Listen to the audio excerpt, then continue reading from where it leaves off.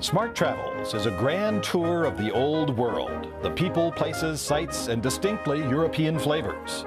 Our host is travel writer and columnist Rudy Maxa, Public Radio's original savvy traveler. Now, tips, trips, and secret places on Smart Travels.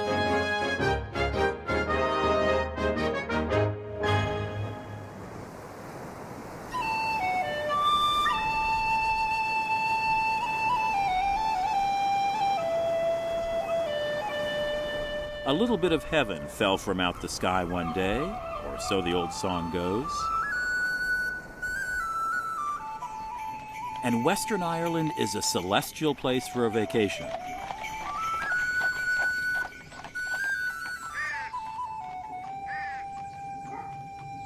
With mist-shrouded hills, a relaxed pace of life, and the soothing sound of the sea never far away, they say this is a place that, once visited, is never forgotten.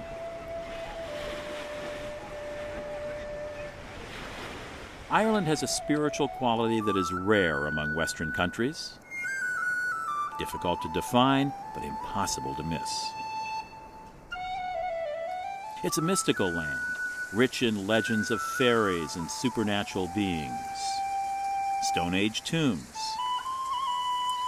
and ancient castles.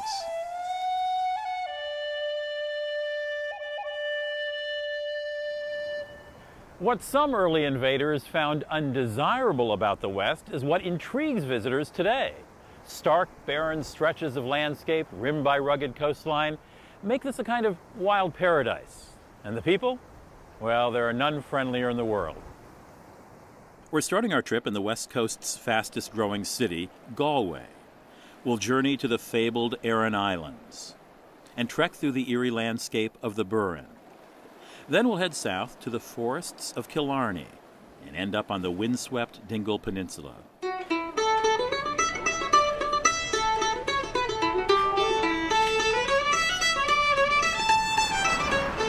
Galway's been dubbed the gateway to the West.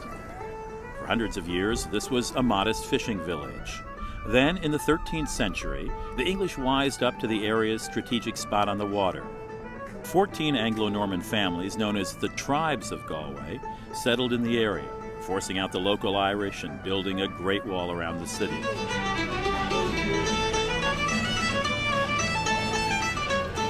You can see one of the last surviving vestiges of that wall here at the Spanish Arch, where incoming ships unloaded cargo. The merchant tribes grew wealthy thanks to a strong wine and brandy trade with Spain.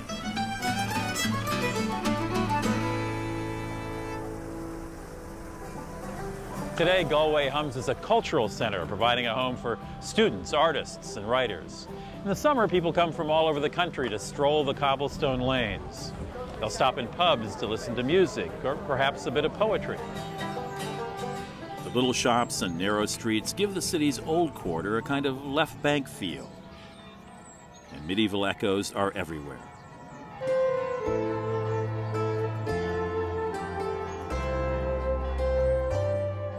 Galway's early Anglo-Norman settlers built the Church of St. Nicholas in 1320. Considered one of the best preserved medieval churches in Ireland, it contains many excellent gargoyles and carvings from the Middle Ages. According to legend, Christopher Columbus visited Galway on his way to the New World. He dropped by this church, offering up one last prayer for a successful voyage. Later, Protestant Puritans swept through St. Nicholas, smashing the faces of icons. But this little angel eluded their wrath. Perhaps he had a friend upstairs. The church steeple remains a beacon, not only for lost souls, but also for lost sailors. The ships were coming up Galway Bay and they had to turn to come into the harbour, and they still take the bearing off the tower, a point to in fact take your literal compass bearings by to bring you safely home. And you could obviously see how that could actually be put into any particular convenient sermon if so wished. Ireland is known the world around for its superb hand-blown and cut crystal. While the southern city of Waterford has the most famous factory, there are several other centres of glassmaking, including this one right here in Galway. It was the ancient Celts who first brought glass to Ireland with their beads and jewellery. A 17th century English glassmaker discovered that adding lead oxide to the raw materials made the molten glass hard and clear, but still soft enough to carve. The Irish became especially adept at the craft. Now this is the basis from which we start. We get a blank piece of crystal, like so, and the crystal is then given to the marker. So he'll put it onto his template, and as he spins it around, he'll mark grids onto the actual glass. Now, when it comes off that template, he passes it down to the cutters, and the cutters will then cut into the grids that he has marked on it until they have the pattern cut into the crystal. So when it comes off their wheel, all that you've left is a beautifully cut piece of crystal, but there's this kind of a white chalky residue left on it. So what they have to do then is remove the white chalky residue, and how they do that is they have to dip it in acid. And then when they take the pieces out of the acid, all that's left is a beautiful crystal clear piece. Sparkling Irish crystal is only the beginning of the traditions that infuse the areas around Galway.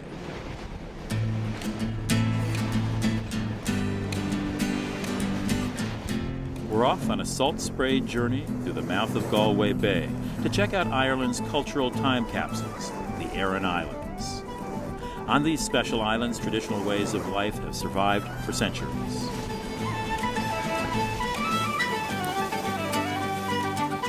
Inishmore, the largest of the three Aran Islands, is also the most accessible.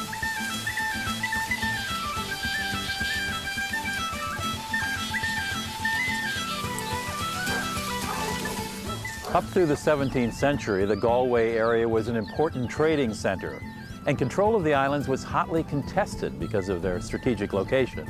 But as Galway's importance waned, the islands became somewhat isolated and forgotten. While traditional culture gradually eroded on the mainland, here it remained strong. To this day, many locals still speak the Irish language, live in thatched cottages, and use horse-drawn carriages. When the writer John Millington Synge asked William Butler Yeats for advice on writing, Yeats told him to go to the Aran Islands. Here, Synge not only found inspiration, he immortalized the islands in his play, Riders to the Sea.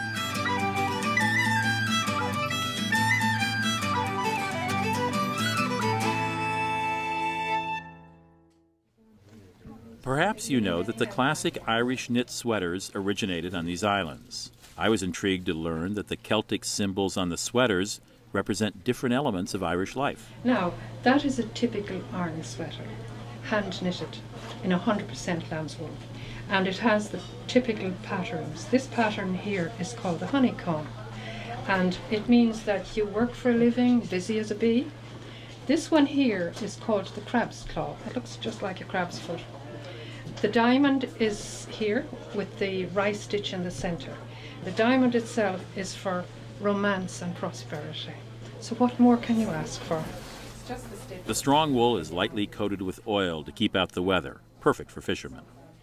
Every family was associated with a particular pattern, so if the worst happened and a fisherman should drown at sea, his body could be identified by his sweater. You won't want to miss the island's most impressive sight, the prehistoric stone fort of Dunangus. The massive walls sit spectacularly overlooking the Atlantic. Nearly 300 feet above the sea, this is the largest of the stone forts on the Aran Islands. Its origins are something of a mystery. Age estimates have ranged all the way from 500 BC to 700 AD. Some say it was the work of a once powerful tribe called the Fir Bolg, who sought refuge here from invading Celts.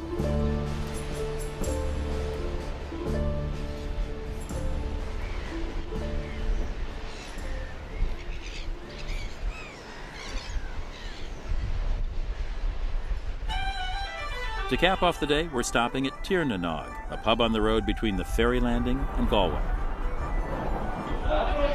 You haven't really visited Ireland until you visited a pub. Pub is short for public house. It's a place to hang out with friends and neighbors, kind of like a community living room. It's a center for music, storytelling, and plain old good times. Now, I noticed there's a sign out front that says CRAIC, C-R-A-I-C. Yeah. CRAIC means, it's an Irish and Old Gaelic word, which means when there's a gathering of people coming together, when they're going to have like a ceilidh, like have a social thing, have a good laugh. That's what it means. So a CRAIC's a very good thing. CRAIC is a very good thing, yeah. I see. It's a time-honored tradition that after a hard day at the old grindstone, workingmen kick back with a pint at the local pub. I'm getting a lesson in the fine art of dart throwing, great Irish pastime. Right. Okay, so don't keep your wrist straight. Don't push it. Okay. And you know what? It isn't as easy as it looks. You're kind of holding them, you know. I'm clearly not spending enough time in pubs. I can see both sides with one dog.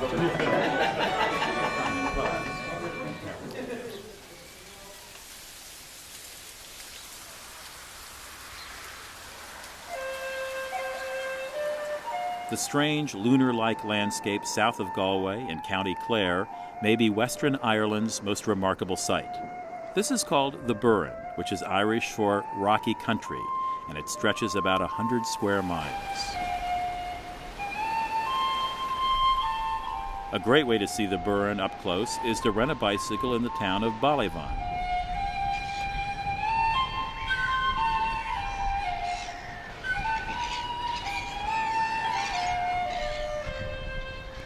"300 million years ago, this was the bottom of a tropical sea where layers of coral and shells collected.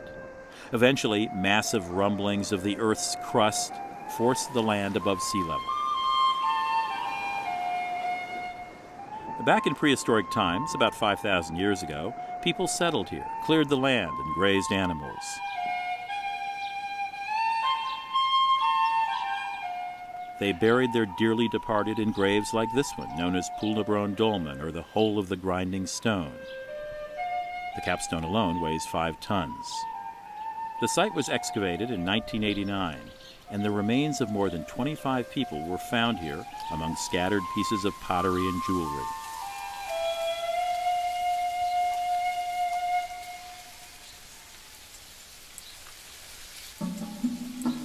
Ailwy Cave was formed millions of years ago by underground rivers, but remained hidden until a local farmer discovered it in 1944. It has more than 3,400 feet of passages. Just behind me here you can see the bones of the European brown bear that were found in here. The bears have been extinct in Ireland for well over 1,000 years. You can actually just see with the lighting there the scratch marks, claw marks of the bears just on the rim of the pit there.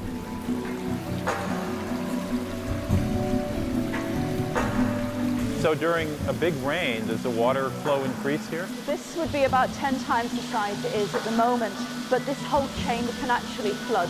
The bridge and everything would be submerged underwater in heavy rain.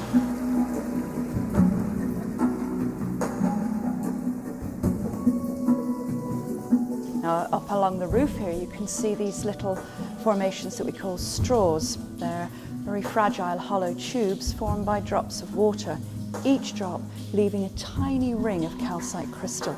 Another drop in the same place leaves another ring until eventually these hollow tubes are formed. In this cave, they're growing at the rate of approximately 1 centimetre every 100 years, which makes them the fastest growing formations in the cave. So if you want, we'll stand and watch them grow for a minute or so.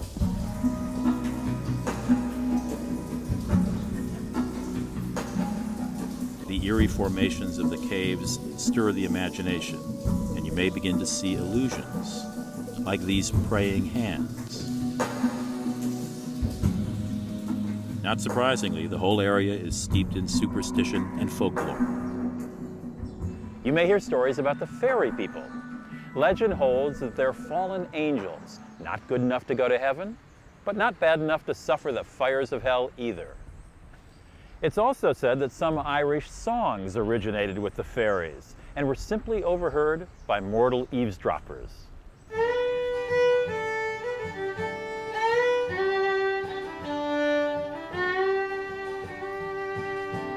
Oh, come my little son and I will tell you what to do. Music is the soul of Ireland. The sounds of traditional Irish instruments such as fiddle and pipe pervade the towns and countryside. And one of the very best places to hear authentic Irish music is at the Glór Music Centre in the town of Ennis. Glór is here to be a home for Irish music, and like a good home, it's a place where traditional music should feel at home, where they can feel cherished for what they're good at and also feel comfortable if they want to innovate.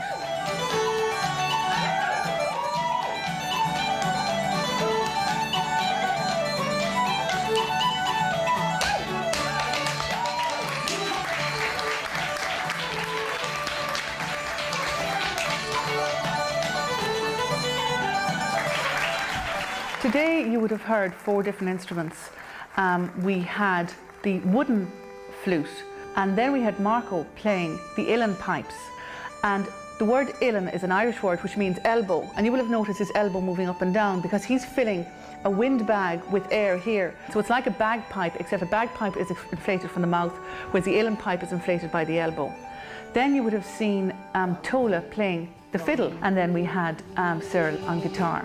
So remember, Favored by serious performers, Glór has quickly established itself as the place to hear genuine music in West Ireland. cold and 80 hours of the week on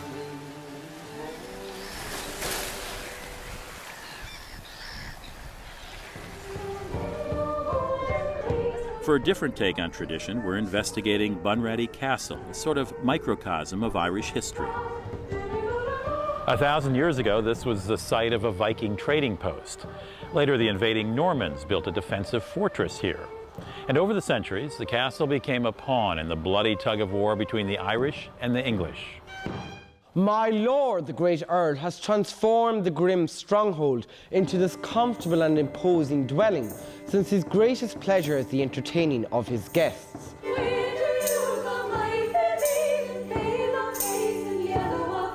When the Irish Earl of Thomond ruled over his chiefdom from here, he entertained lavishly.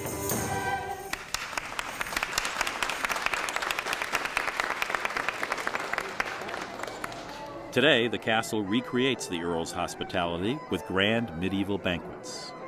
My lord, brown brose is a thick vegetable soup containing spiced parsnips, potatoes, onions, and some other garden vegetables.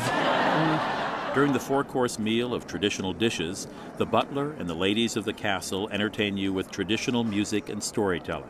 And my noble guests, I do pray your silence for his lordship's verdict, because if it is not to his satisfaction, he can be replaced. Sure, and it's designed for tourists, but it's still lots of fun and the hospitality is genuine.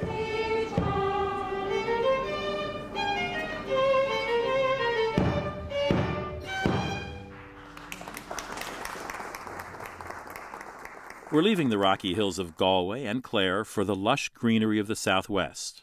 Our next stop, Killarney.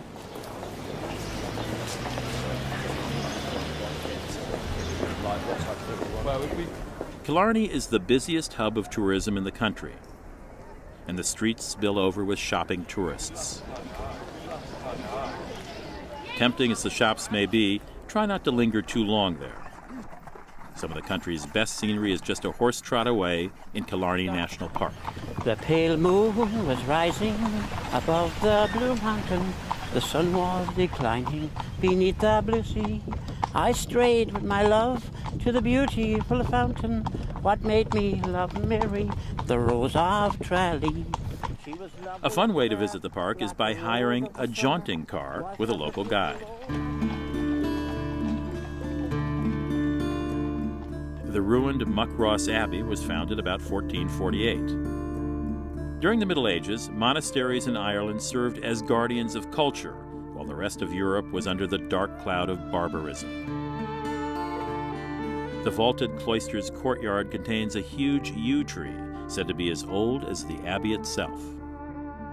After the ruling English made the shift from Catholicism to Protestantism, the British set about dispossessing the Catholic Irish. Oliver Cromwell's forces were particularly brutal. Anything Cromwell's army didn't occupy, it destroyed, including this abbey, which was burned in 1652. Ivy-covered Muckross House, built 2 centuries later, is an idyllic portrait of aristocratic life in the 19th century. Sometimes called the Jewel of Killarney, this 20-room Victorian house was furnished in high style. Queen Victoria herself paid a visit here in 1861. Upstairs, you can envision the genteel lifestyle of the landowner, while the basement betrays the daily grind for the servants.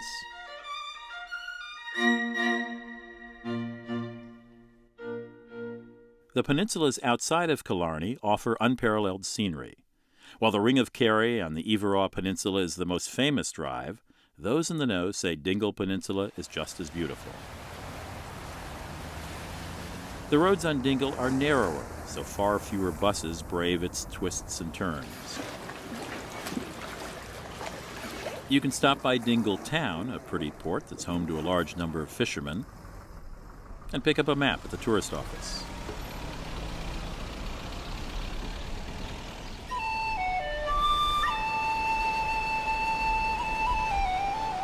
Dingle is a rolling panorama of dramatic cliffs, grazing sheep, and historic ruins.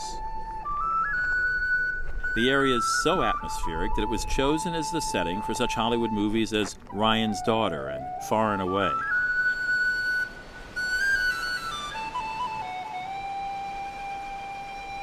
And it has the greatest concentration of ancient sites in this part of Ireland.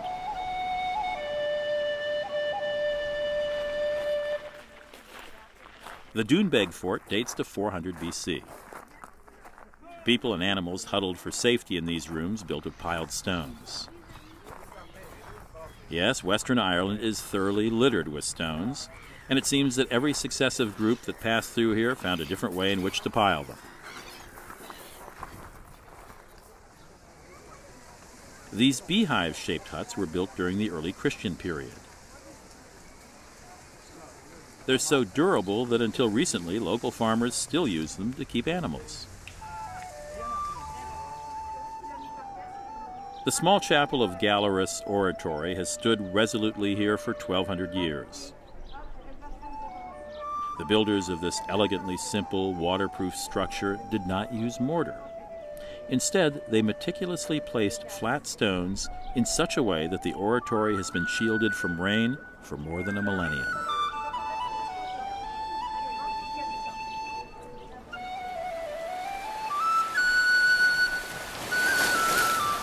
The cliffs of Dingle were once the western edge of the known world, and even today, you'll feel as if you're poised at the boundary between heaven and earth.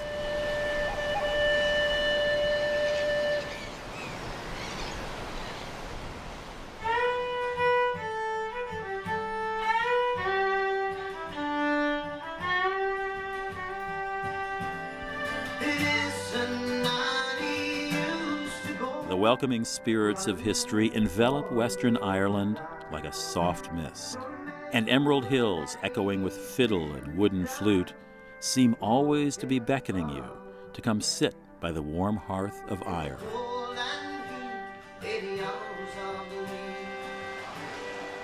A little bit of heaven fell from out the sky one day, and when the angels found it, they called it Ireland. I'm Rudy Maxa. Thanks for joining me.